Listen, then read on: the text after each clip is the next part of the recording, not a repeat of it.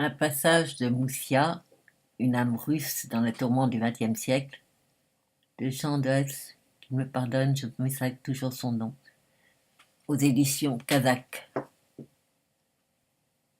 Et ça ne va pas être le seul nom que je vais massacrer.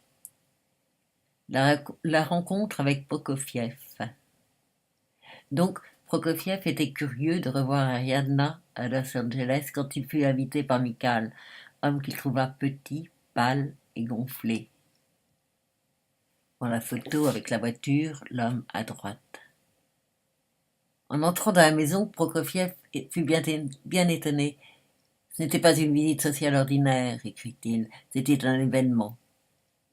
Ariadna elle-même ouvrit la porte avec un sourire de bienvenue. M'aurais-tu reconnu demanda-t-elle. Après tout, on ne s'est jamais présenté. Il ne s'était guère plus présenté quand apparut Moussia Parasnovskaya. Il fut très impressionné. Il décrit vivement ses rencontres avec Moussia et les Romanov dans quelques 18 pages de ses journaux. En leur compagnie et celle des autres, il fit la fête presque au quotidien, jusqu'à son départ vers Chicago le 17 janvier.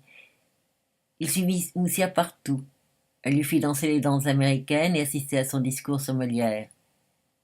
Après quelque temps, leurs discussions prirent un tour plus sérieux.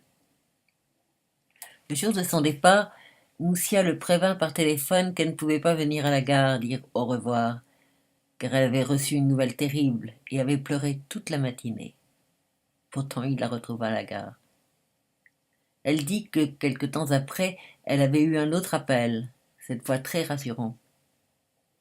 Puis arrivèrent les Romanov, et le train s'éloigna tandis que Ariadna agitait vivement son chapeau. Je pense que ce matin précis, Moussia avait reçu les premières nouvelles de Vladimir depuis le début de 1920. D'abord d'un ami disant que Vladimir était mort, et puis de Vladimir lui-même pour assurer sa femme, disant qu'il était bien vivant, mais qu'il souhaitait être considéré comme mort ou divorcé.